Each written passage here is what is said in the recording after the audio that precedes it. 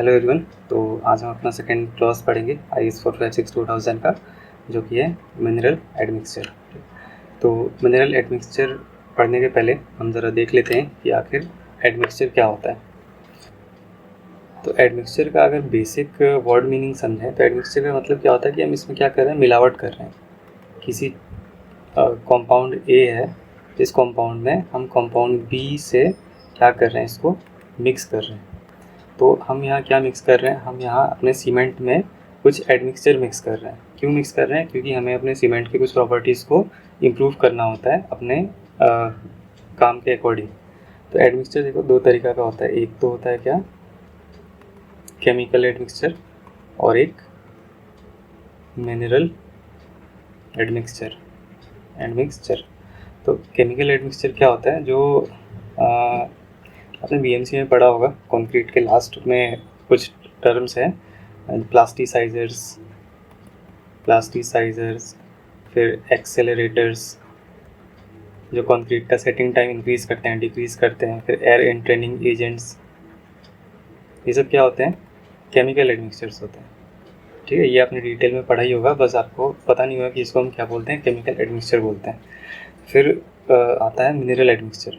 Mineral admixtures में क्या होता है, मिनरल एडमिक्सचर को हम क्या बोलते हैं, पोज़ोलोनास भी बोलते हैं। पोज़ोलोनास एक्चुअली में क्या होता है कि पोज़ोलोनास में खुद कोई सीमेंटिंग प्रॉपर्टी नहीं होता है, लेकिन जब हम पोज़ोलोना को सीमेंट के साथ मिलाते हैं, तो पोज़ोलोना में क्या होता है, सिलिका होता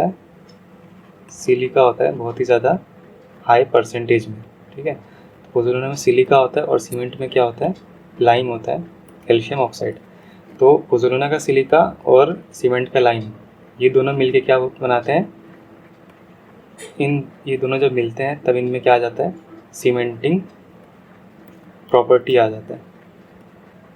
ठीक है, पोज़ोलोना के पास खुद तो कोई सीमेंटिंग प्रॉपर्टी नहीं था, लेकिन जब हमने इसे सीमेंट में मिलाया तो सीमेंट में मिलाने के बाद सीमेंट में जो लाइम था, सीमेंट का लाइम पोज़ोलोना के सिलिका के साथ मिलता है और क्या बनाता है, सीमेंटिंग प्रॉपर्टी बनाता है। ठीक है, तो डिफरेंट टाइप्स ऑफ पोज़ोलोनास होते हैं, जैसे कि फ्लाई ऐश हो गया, सबसे कॉमन है फ्लाई ऐश, फिर सिलिका फ्यूम, फिर GGBFS, राइस हस्क ऐश। तो इन सब को हम डिटेल्स में पढ़ेंगे अभी। ये हमें यही सब पढ़ना है मिनरल एडमिक्सचर में। हमारा जो IS कोड में जो लिखा है वो यही है, मिनरल एडमिक्सचर हमें पढ़ना है, पोज़ोलोनास, फ्लाई ऐश पढ़ना है, silica fume, GGBFS, rice husk ash. ठीक है, ये सब हमें यहाँ देखना है। तो ये स्टार्ट करने के पहले मैं आपको एक मिनरल एडमिक्सचर का और एक केमिकल एडमिक्सचर का एग्जांपल देता हूँ। ठीक है, तो ये आप देख सकते हैं, एक रेनफोर्समेंट है। ये एक ड्रॉप पैनल का कंस्ट्रक्शन हो रहा था। ड्रॉप पैनल में क्या होता है, रेनफोर्समेंट बहुत ही ज़्यादा क्लोजली स्पेस्ड होते हैं। ये जो रेनफोर्समेंट है ये बहुत ही ज़्यादा क्लोजली स्पेस्ड है। ठीक है, तो अगर हमारा स्लम्प ज़्यादा थिक हुआ, इस रेनफोर्समेंट बार्स के थ्रू अंदर जाने में प्रॉब्लम होगा। तो हम क्या करते हैं, तो हमने क्या किया था कि इसमें क्या किया, हमने केमिकल एडमिक्सचर मिलाया।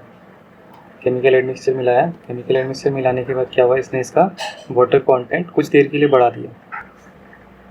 वाटर कंटेंट बढ़ाने की वजह से क्या हो गया, इसमें ज़्यादा पानी आ गया, तो वाटर कंटेंट इंक्रीज़ होने की वजह से इसका स्लम्प कम हो गया।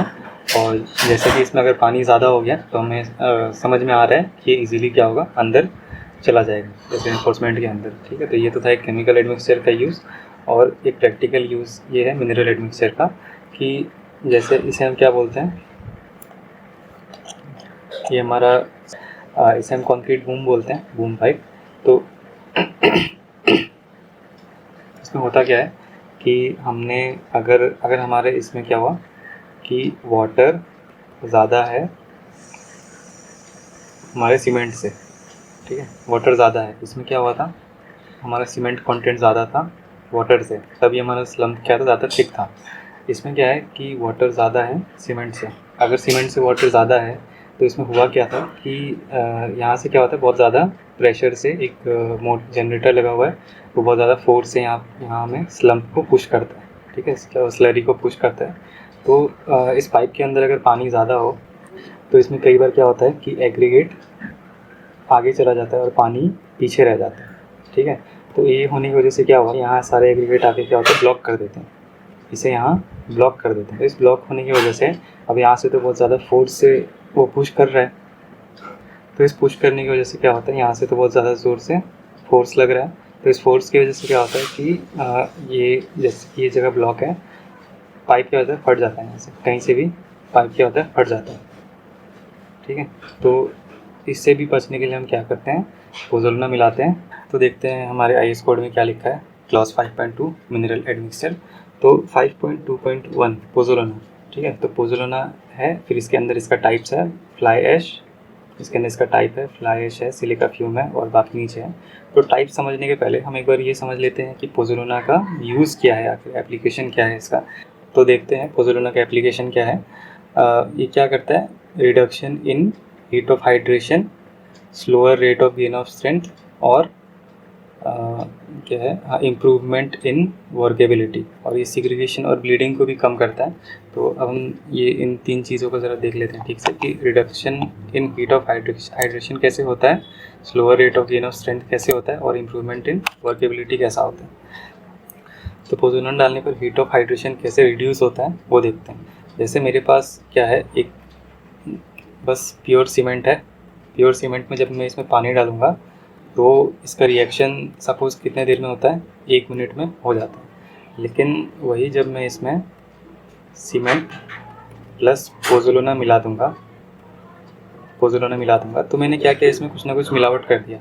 तो मिलावट करने की वजह से इसका जो रिएक्शन टाइम होगा वो क्या होगा, बढ़ जाएगा, ठीक है।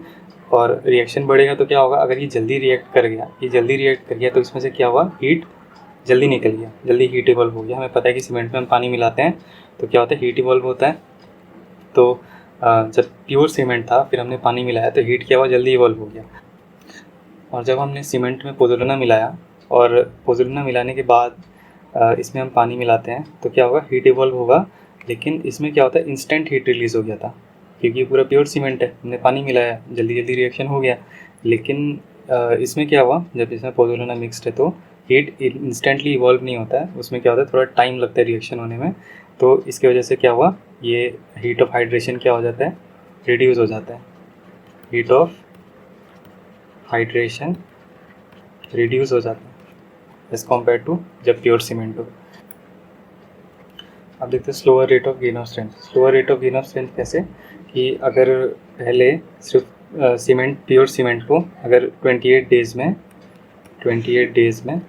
33 न्यूटन पर mm² का स्ट्रेंथ मिल रहा है, तो सीमेंट प्लस पोज़ोलाना डालने पर क्या होगा कि 28 डेज़ में, क्योंकि हमने इसमें मिलावट कर दिया ना, तो ये उस स्पीड से 28 डेज़ में ही ये 33 न्यूटन पर mm² का स्ट्रेंथ गेन तो नहीं कर पाता है। लेकिन एक्सपेरिमेंटेड वैल्यू ये है कि इसका जो अल्टीमेट स्ट्रेंथ होता है, फाइनल स्ट्रेंथ या 3-4 महीने के बाद जो स्ट्रेंथ होता है वो सेम होता है। 3-4 महीने के बाद जो भी स्ट्रेंथ है वो सेम होगा, लेकिन 28 डेज़ का जो स्ट्रेंथ है वो सेम नहीं होता है। तो क्योंकि हमें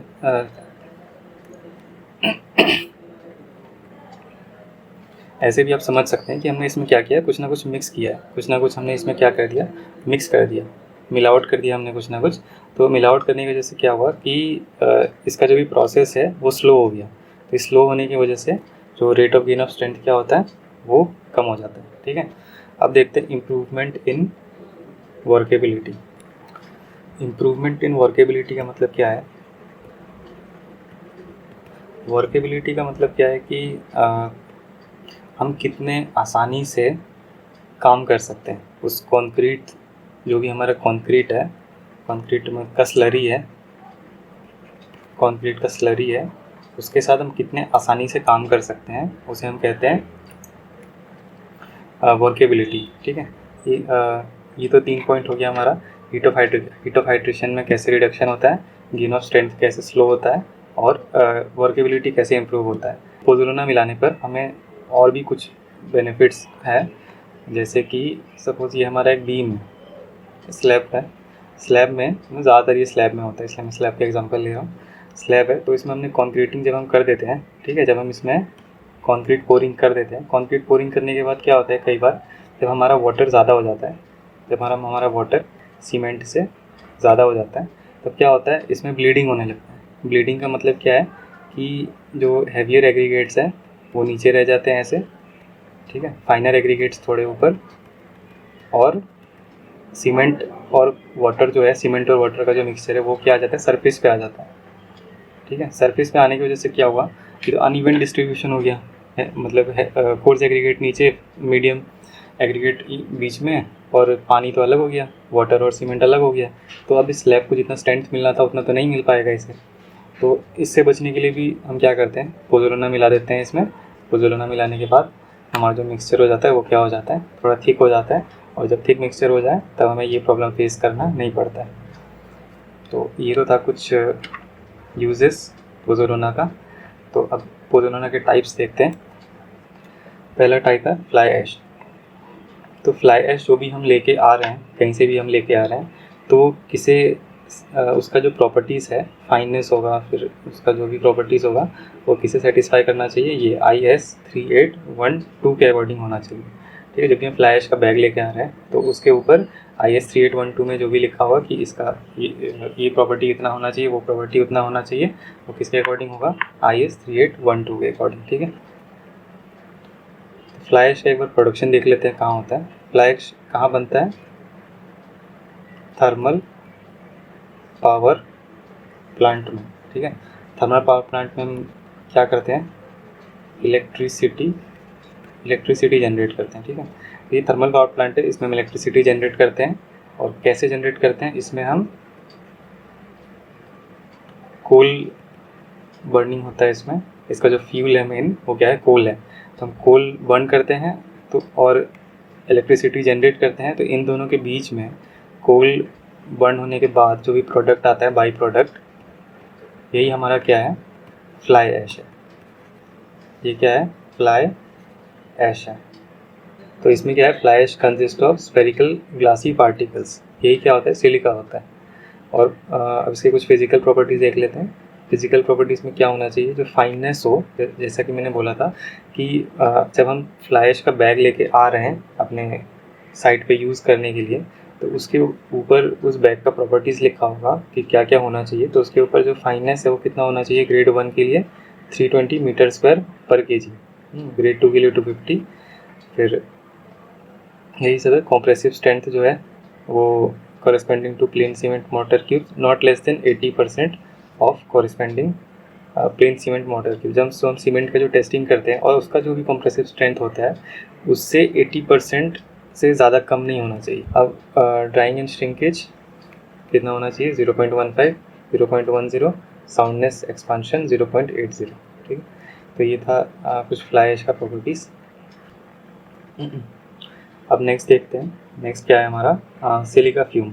it is usually in proportion 5, तो इसको हम 5 to 10% ही मिलाते हैं सीमेंट में। जो हम मिलाएंगे पोज़ोलाना, तो सिलिका फ्यूम को हम 5 to 10% से ज़्यादा नहीं मिलाते हैं, ठीक है। तो ये जैसे फ्लाई ऐश जो था थर्मल पावर प्लांट का बाई प्रोडक्ट था, सिलिका क्या है, कार्बन इलेक्ट्रिक आर्क फर्नेस का बाई प्रोडक्ट है।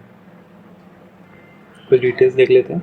Silica fume is also called microsilica, and material is composed of at least 85% of ultra fine amorphous non-crystalline glassy spherical silicon dioxide। तो इसमें silica का percentage कितना होता है, 85%। तो ये हमारा राइस हस्क ऐश, इसको हम बर्न करते हैं। तो बर्न करने के बाद कुछ इस तरह का हो जाता है। हम इसको ग्राइंड करेंगे, ग्राइंड करने के बाद ये क्या आता है, पूरा पाउडर्ड फॉर्म में आ जाता है। तो ये हमारा राइस हस्क ऐश। इसमें ध्यान देने वाला चीज़ क्या है, इसमें ध्यान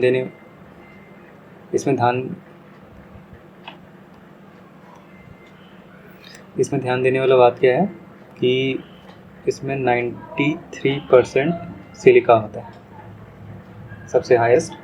जो हमारा सिलिका फ्यूम में कितना था, 83%, राइस हस्क ऐश में कितना है, 93%।